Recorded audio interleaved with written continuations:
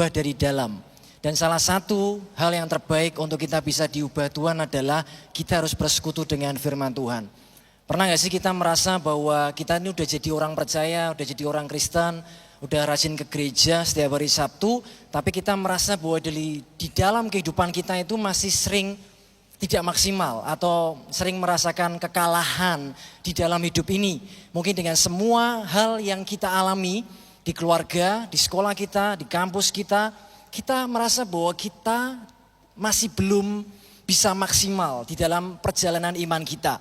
Belum seperti yang Tuhan janjikan bahwa Dia memberi kemenangan buat kita. Tapi kenapa kok seringkali kita merasa bahwa kita itu merasa kalah secara mental, secara iman, secara rohani kita. Padahal kita merasa bahwa kita ini udah orang percaya. Kenapa itu terjadi? Karena hidup kita belum kuat di dalam firman. Dan di dalam kehidupan kita, dalam perjalanan iman kita, hidup ini adalah sebuah peperangan. This is the battle. Maka teman-teman sadar atau enggak sadar, percaya atau enggak percaya, perjalanan iman kita itu sebuah peperangan yang serius sekali. Kalau di dalam peperangan hanya ada dua pilihan, kita dibunuh atau membunuh, kecuali berdamai. Dan enggak mungkin kita berdamai sama iblis, kita enggak mungkin shake hand, hey setan, damai ya, enggak ada. Dia selalu menjadi oposisi, dia selalu menjadi lawan kita. Dan kita selalu di dalam hidup ini, di dalam battle area. Enggak ada pilihan, dibunuh atau membunuh. Itu seperti Yesus ketika setelah dia berpuasa 40 hari 40 malam. Maka laparlah ia. Yesus 40 hari 40 malam baru lapar. Kalau kita baru puasa 2 jam, laparlah aku. Baru puasa 2 jam nih, intermittent fasting. Langsung gambaran kita di otak kita itu sate ayam, bakso, soto, nasi ayam gitu. Kalau Yesus 40 hari, 40 malam. Dan setelah lapar, iblis tahu bagaimana mencari celah dan momen di dalam kehidupan kita untuk dia bisa mencobai kita. Bahkan Yesus saja dicobai. Ini Yesus loh. Kepala kita, Tuhan kita, Raja kita saat jadi manusia dicobai. Apalagi kita. Maka akan ada momen di mana iblis itu tahu saat kita lemah. Dia akan mencobai kita. Dan dia menawarkan kepada Yesus. Tepat saat dia lapar. Kalau engkau anak Allah, ubah batu ini jadi nasi putih. Kalau ini orang Semarang, ubah batu ini jadi nasi goreng babat gitu. Kan kau masih lapar ya. Ubah batu ini jadi sate ayam dan kamu akan kenyang. Dan apa balasan Yesus? Dia menjawab, it is written. Ada tertulis. Alkitab yang kita baca itu powerful sekali. Kita punya senjata dalam firman itu.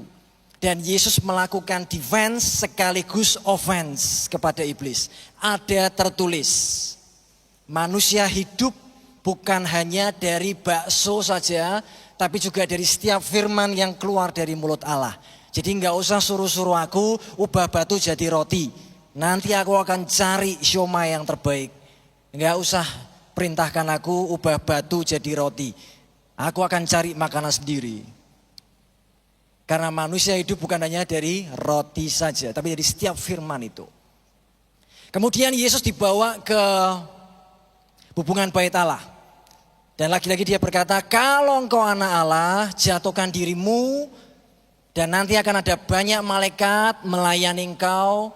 Dan kemudian engkau akan layani, kau akan diselamatkan, kau akan dilindungi. Dan Yesus berkata, ada tertulis. Maka apa yang tertulis itu menjadi senjata buat Yesus saat dia jadi manusia. Bahkan Yesus dia mengakui firman Allah. Pada hari itu berarti Alkitab perjanjian lama, mungkin kitab para nabi, mungkin kitab Taurat. Dan dia mengakuinya, otoritas firman itu. Jangan mencobai Tuhan Allahmu. Enggak usah mencobai Tuhan Allahmu. Dan yang ketiga, dibawa ke atas gunung yang tinggi dan ditawarkan, kalau engkau menyembah aku akan kuberikan semua isi dunia ini. Dan Tuhan berkata, ada tertulis, go away Satan, ada tertulis, it is written. Kita bisa pakai cara yang sama untuk mengcounter apa yang iblis berikan dalam hidup kita. Kalau dia mengingatkan sesuatu dalam hidup kita, kita bisa mengcounter balik, it is written. Karena itu kita harus tahu apa yang tertulis. Itulah logos Sabtu lalu. Dan logos yang kita baca diurapi Roh Kudus dan dinyatakan kepada kita, itulah rema. Maka saat kita belajar logos Alkitab firman Allah dan kemudian Tuhan ingatkan kita akan ayat firman, itu akan jadi rema. The spoken word. Dan itu powerful sekali. Dan itu adalah kekuatan kita dan senjata kita untuk mengcounter serangan iblis. Di tahun 1940-an, kalau kita belajar sejarah peperangan, pada waktu itu salah satu negara yang paling berkuasa adalah Jerman. Saat itu Jerman di bawah Adolf Hitler itu berkuasa dan punya banyak teritori, kekuasaan wilayah karena dia memenangkan banyak pertempuran. Sekitar tahun 41, 42 mereka memutuskan untuk menyerang Soviet, Rusia pada waktu itu. Dan di serangan awal, beberapa kali serangan mereka berhasil dan mereka menang. Tapi belum sepenuhnya. Dan sampai mereka masuk ke sebuah kota yang namanya Stalingrad. Dan di sanalah mereka membuat perhitungan yang salah. Di kota itu rakyat Soviet dan pasukan merah berhasil Jerman. Karena mereka bisa mempertahankan dengan perjuangan mereka, dibantu dengan musim dingin, tentara Jerman gak biasa dengan itu. Dan mereka menyerang ke arah yang lebih lemah, bukan ke pusat Jerman, tapi mereka kalahin dulu ruang kelemahan atau celah musuh, yaitu di sayap. Bukan ke Jermannya langsung, tapi ke sekutunya yang lebih lemah. Dan akumulasi dari strategi itu, di Stalingrad mereka bisa memukul dan mengalahkan Jerman. Dan perjuangan di Stalingrad itu menjadi salah satu titik balik dari Soviet dan kekalahan Jerman pada Perang Dunia waktu itu. Apa yang sudah tampak kalah, mereka bisa mengcounter kembali dan mengembalikan situasi atau membalikkan situasi. Di dalam hidup kita sama hal terjadi, kadang-kadang iblis membuat kita, dia itu musuh kita. Memang dia nggak kelihatan, dia nggak muncul dalam wujud kuntilanak, nggak cuma itu, suster ngisot, itu hanya wujud-wujud yang bisa dia tampilkan untuk menakuti kita. Tapi itu bukan the top level dari strategi iblis. Justru yang paling hebat strateginya, topnya itu justru muncul dalam wujud makhluk halus. Kalau buat yang pria, wanita seksi itu lebih memikat daripada suster ngesot. Buat apa? Kita lihat suster ngesot, kita semua gak mau. Sundel bolong, apalagi itu. Yang bukan dari Jawa, maaf, kalian gak tahu karakter-karakter ini. Nanti cari aja di Google, apa itu suster ngesot, sundel bolong, kuntilanak. Nanti kalau beda daerah, iblis akan memunculkan wujudnya beda lagi. Dan dia itu musuh kita, jelas dia oposisi, dia akan mendakwa kita. Dia akan mengintimidasi kita. Dan justru ini yang lebih berbahaya. Filosofi yang iblis sisipkan di sosial media misalnya, atau lewat lingkungan kita. Apa yang tidak benar jadi biasa dan kita menormalkan hal itu. Apa yang tidak baik bahkan yang tidak sesuai standar firman itu jadi biasa buat kita, itu yang masuk. Dan dia selalu mencoba menekan kita. Dan di dalam segala situasi yang membuat kita tidak bisa bertumbuh iman kita, jadi lebih takut, jadi hidup dalam kecemasan, semua itu bukan dari Tuhan, itu dari musuh. Berita-berita, sekarang lagi ada peperangan, the real war, Israel dan Iran. Kita tidak tahu akan nanti sejauh mana, tapi peperangan itu nyata, baik di alam jasmani maupun di alam rohani. Kita sebagai orang percaya melihat itu sebagai sesuatu yang real. Maka Tuhan bilang di Efesus pasal yang ke-6 ayat 17, dan terimalah ketopong keselamatan dan pedang roh, yaitu firman Allah. Di perikop itu Paulus berkata di pasal terakhir di Efesus, finally be strong in the Lord. Finally, pada akhirnya saudara-saudaraku, berdirilah teguh, stand firm, be strong in the Lord. Jadilah kuat di dalam Tuhan. Kemudian dia bicara, pakai semua perlengkapan senjata Allah. Take the whole armor of God. Pakai semuanya. Supaya kamu bisa tahan berdiri. Kamu bisa standing. Kamu bisa tahan menghadapi godaan iblis, godaan dunia yang akan menjatuhkan kita. Karena dia ingin menjatuhkan kita. Dia mau kita terjatuh. Dia mau kita lemah. Dia mau kita hidup tidak dalam damai. Dia mau kita ketakutan. Dia mau kita tinggal dalam kecemasan. Pekerjaannya adalah mencuri, membunuh, membinasakan. Mencuri kedamaian kita. Dia bunuh kedamaian kita, jiwa kita. Gak bisa bahagia, gak bisa sukacita. Selalu membandingkan diri dengan orang lain, gak pernah puas, itu pekerjaan iblis. Supaya kita tidak merasakan damai dari Tuhan. Supaya kita gak merasakan surga di bumi, maka dia buat neraka di bumi. Meskipun belum neraka yang sebenarnya. Tapi selama kita hidup di bumi dan tidak merasakan berkat dan janji Tuhan, itu neraka di bumi. Mental health, isu mental health, stres, panic attack, penyakit, semuanya dia berikan. Dia akan curi itu. Dia akan curi itu. Karena itu kenakan seluruh perlengkapan senjata Allah. Saya minta pedangnya. Kenakan seluruh perlengkapan senjata Allah. Jangan bilang-bilang anak saya pedangnya tak curi. Dan dari semua perlengkapan senjata Allah, ketopong keselamatan itu helmet atau helm. Paling gampang gitu. Itu kalau prajurit Roma, pelindung kepala. Pelindung kepala. Supaya kalau dijitak, dia gak sakit gitu.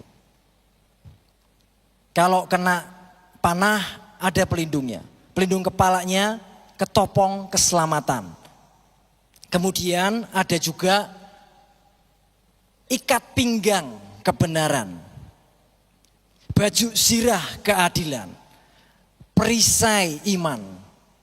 Dan semua perlengkapan senjata itu semuanya bersifat defensif. Hanya ada satu senjata yang bisa untuk menusuk atau menyerang musuh. Yang bisa membunuh mereka. Ingat, di dalam pertempuran hanya ada dua, apalagi dalam konteks kita dengan iblis. Kita akan dibunuh atau membunuh dia. Bukan dalam arti fisik, tapi siapa menang, siapa kalah. Gak ada damai, gak ada shake hand, gak ada di tengah-tengah. Dia kalahin kita atau kita mengalahkan dia. Dengan semua tipu muslihatnya. Maka dari semua perlengkapan senjata Allah hanya ada satu yang bisa dipakai untuk menyerang. Yaitu pedang roh. Yaitu firman Allah. Dan dengan firman itu kita bisa mengcounter balik apa yang iblis kerjakan buat kita. Tolong Frans bisa maju ke depan. Tolong saya di sini. Frans bukan iblis, tapi hanya contoh saja dia manusia yang baik, anak Tuhan. Lihat ke sini Frans. Di antara dua pilihan ini, antara kita akan dijatuhkan oleh iblis atau kita akan menyerang iblis itu. Dan Tuhan bilang kamu punya pedang roh. Dan ini powerful sekali. Kalau kita nggak pernah pakai pedang kita, hidup kita powerless. Sekalipun Anda punya, sekalipun kita punya, kita udah dikasih. Tapi kalau nggak pernah dipakai, ini hanya jadi pemotong rumput. Di halaman rumahmu mungkin ada rumput, ini cuma buat potong rumput.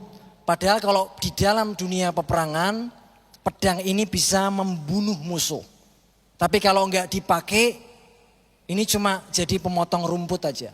Kita punya senjata yang hebat, tapi nggak pernah kita gunakan. Nggak heran kita sering kalah, nggak heran kita sering terjatuh, tidak heran kita tertekan, nggak heran kita overstress, nggak heran kita depresi, nggak heran kita tertekan dengan semua permasalahan dunia.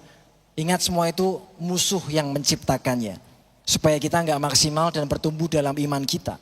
Maka setiap kali dia menyerang kita, kita bisa menjadi seperti Yesus tadi, ada tertulis. Ketika iblis memunculkan atau mengeluarkan tuduhannya, kamu tidak layak untuk ada di sini, kamu nggak layak, kamu tidak layak untuk ada di sini. Karena kemarin kamu habis berbuat dosa, kamu ngapain sama pacarmu kemarin? Ngapain coba? Jangan tanya saya, tanya dirimu sendiri. Maka kita bisa menjawab, oleh bilur darah Yesus, oleh darah Yesus, oleh penebusannya, aku dibenarkan, aku dilayakkan. Kamu bisa jawab, memang aku tidak layak, tapi aku dilayakkan oleh darah Yesus, oleh korban Kristus. Maka di waktu yang tepat itu kita sedang menggunakan firman Allah ini untuk bisa menyerang balik dengan pedang roh, yaitu firman Allah. It is written. Kalau itu tertulis, kita berhak memperkatakannya. Kalau itu tertulis, kita bisa menggunakannya. Kalau ada iblis menekan kita dengan bulian lewat teman kita. Mau bully aku apa coba tolong? Cupu. Kurang keras. Cupu kamu. Cupu ya. Memang aku cupu. Tapi ada tertulis Tuhan yang menetapkan setiap langkah orang yang dikasihinya. Memang aku di mata manusia cupu, gak apa-apa. Aku gak butuh pujian manusia. Di dalam Kristus identitasku adalah orang yang dibenarkan, orang yang dikasihi, orang yang dicintai. Di saat yang sama kita bisa pakai pedang ini untuk cut off his head. Serap. Kasih serangan lagi. Apa?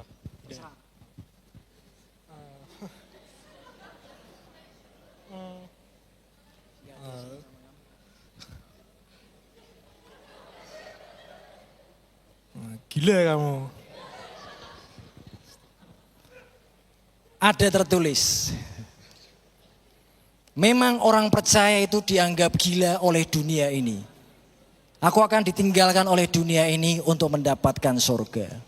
Ada tertulis itu. Jadi biarkan aku dianggap gila oleh sebagian orang. Seperti Rasul Paulus dianggap gila.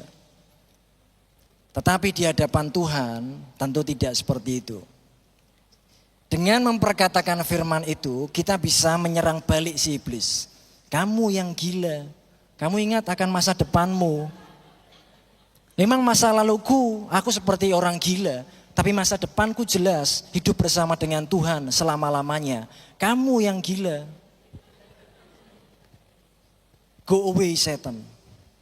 Tunggu dulu. Satu serangan lagi. Dasar pengecut.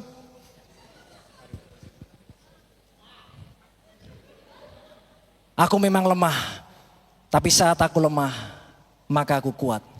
Karena kasih karunia Tuhan selalu menyertai aku. Nah kalau kita nggak punya pedang roh itu, maka pedang itu akan jadi seperti ini. Jangan bilang anak saya, ini saya curi mainannya. Kalau tadi bisa potong kepala, ini cuma bisa geli-geliin aja. Nah itu kayak kita tuh. Orang-orang Kristen, orang percaya yang gak kuat dalam firman, putus pacar, stres, gak bisa move on, dibully dikit, lemah gitu. Bukan berarti kita nggak boleh lemah perjalanan manusia, tapi firman itu yang menguatkan kita. Kalau kita nggak pakai tadi, padahal kita punya pedang yang bisa buat potong kepala musuh. Tapi akhirnya cuma buat geli-gelian doang. Iblis cuma keri-keri aja di sini. Ngapain kamu bos? Main gereja-gerejaan kamu ya? Main gereja-gerejaan kamu ya? Iya kan? Kita mudah diintimidasi. Identitas kita nggak ngerti. Karena kita nggak pakai firman itu. Thank you Frans, bawain Frans. Thank you. Dan kalau kita nggak punya firman, kita nggak bisa counter itu. Kita pasti akan terus di dalam tekanan musuh. Wujudnya sekali lagi bukan hanya setan itu, tapi lewat sekeliling kita itu bisa menjatuhkan kita. Di dalam dunia tinju, siapa yang suka tinju? Nggak ada ya? Oke, bagus. Saya suka sih, dulu nonton waktu saya SD, itu ada seorang petinju terkenal namanya Mike Tyson. Masih ada nggak eranya Mike Tyson? Tolong angkat tangan. Berarti kalian anak kelahiran 90-an. Sama kayak aku. Kayaknya nggak ada ya sini ya. Aku yang paling tua banget ya kayaknya loh. Minggu pagi biasanya aku nonton sama papaku atau minggu siang kadang-kadang. Mike Tyson. Si leher beton. Itu mirip Gatot Kaca, otot besi balung tok. Itu aku sih, otot besi balung tok. Suatu hari dia akan bertanding dengan seorang musuh namanya James Douglas Buster. Pada waktu itu rekornya adalah 37 menang, 33 KO. Dan semua orang tahu kalau merasakan pukulan dari Mike Tyson sekali pukul, Anda akan terjatuh. Dan itu sudah terkenal sekali. Bahkan beberapa hari sebelum pertandingan itu, James Buster itu kehilangan mamahnya meninggal. Dan semua orang menjagokan Mike Tyson menang, KO. Dengan perbandingan 40-1 kalau nggak salah. Dan semua orang memegang Mike Tyson untuk bisa menang. Dan akhirnya pertandingan berjalan, ronde yang pertama, bukan ronde kacang ya, ini ronde tinju. Ronde 1, semua berjalan biasa. 1, 2, 3, 4, 5, 6, 7. Sampai ronde ke-8, karena udah pada mulai energi terkuras, James Buster itu sempat jatuh di ronde 8. Waktu dia terjatuh, ini fotonya. Mike Tyson ada di ujung ring, James Busternya terjatuh, lagi dipisah sama wasitnya. Dan semua orang akan mengira Mike Tyson akan menang dan meng-KO lawannya. Tetapi apa yang terjadi? James Buster bangkit lagi. Dan dia coba bertahan di ronde ke-8. Dan di ronde ke-9, dia tampil lebih aktif. Dan dia lebih menyerang, dia berani menyerang. Dan justru dia unggul di sana atas Mike Tyson. Di ronde ke-10, dia pukul balik Mike Tyson sampai KO. Itu adalah kemenangan yang paling bersejarah di sepanjang sejarah dunia tinju, di mana tidak ada seorang pun yang memperkirakannya. Bahwa Mike Tyson dengan rekor 37-0, 33 KO, akan mengalami kekalahan dari seorang petinju yang gak terkenal, yang biasa saja. Tapi James Buster tahu, dia mempersiapkan dirinya. Menurut informasi, Mike Tyson sebelum pertandingan, dia gak fokus, dia banyak pesta, atau dia gak latihan dengan serius. Tapi James Buster mempersiapkan diri dengan baik. Dan di ronde ke-10, dia pukul balik Mike Tyson, bahkan sampai KO. Di dalam hidup kita sama. Seringkali kadang kita jatuh seperti James Buster. But it's not over until you give up. It's not over until you give up. Ada tertulis, 7 kali orang benar jatuh, dia bangkit lagi. Seberapa kalian jatuh, seberapa kita tertekan, kalau kita masih mau bangkit bersama dengan Tuhan, dia ada bersama kita. Mungkin situasimu hari ini seperti ditekan oleh musuh. Tapi percayalah Tuhan bisa membalikkan keadaan hidupmu. Asal kamu mulai lagi berjalan by your faith, untuk melihat janjinya, untuk memperkatakan firman-Nya. Apa yang tampak sudah akan kalah, Tuhan sanggup membalikkan keadaan. Karena Dia Tuhan yang berkuasa atas hidup kita. Dan satu ayat terakhir di Mazmur 64, ayat yang keempat. Bagaimana caranya mengaktifkan pedang roh itu? Kata Mazmur begini, yang menajamkan lidahnya seperti pedang, yang membidikkan kata yang pahit seperti panah. Dalam bagian tubuh kita ada satu anggota organ tubuh kita yang bisa dipakai Tuhan untuk jadi pedang. Dan bagian itu adalah lidah kita. Maka setelah pulang dari tempat ini, semua kita teman-teman, kita bisa mengaktifkan dan mempraktekkan pedang roh ini. Kita baca firman, simpan dalam hatimu. Saat Roh Kudus munculkan, ucapkan dengan pedang lidahmu. Dia yang menajamkan lidahmu seperti pedang. Lidah kita akan jadi pedang yang akan memotong kepala musuh. Itu seperti Daud memenggal kepala Goliat. Dia akan memotongnya. Dia akan mengalahkannya. Dan dengan firman di lidah kita, itu yang akan memotong kuasa iblis. Tapi pilihan di tangan kita. Kita adalah rekan sekerja Allah. Tuhan bisa tanpa kita, tapi Dia tidak mau tanpa kita. Dia menunggu kita untuk mengambil tindakan seperti yang Tuhan mau, seperti yang Tuhan perintahkan, untuk hidup di jalan yang Dia mau. Untuk mulai mengambil pedang roh kita, untuk mulai memperkatakan firman itu.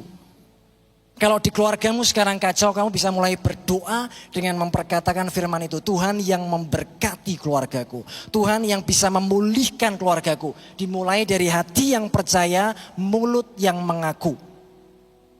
Dimulai dari itu.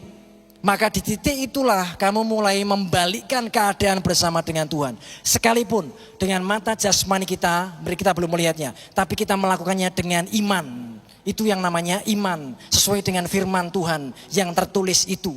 Janjinya buat kita. Kita seringkali kita maunya gini, Tuhan aku mau lihat. Kalau enggak lihat aku enggak percaya. That's not faith. Iman itu adalah apa yang ingin kamu lihat seperti firman Tuhan. Yang belum kamu lihat di mata jasmani. Kamu mempercayainya lebih dulu dan memperkatakannya lebih dulu. Dan itu akan terjadi. Apa yang kamu percayai, kamu katakan. Apa yang kamu katakan akan terjadi. Itu firman Tuhan. Ini bukan berpikir positif. Karena ada dasarnya yaitu firman Allah.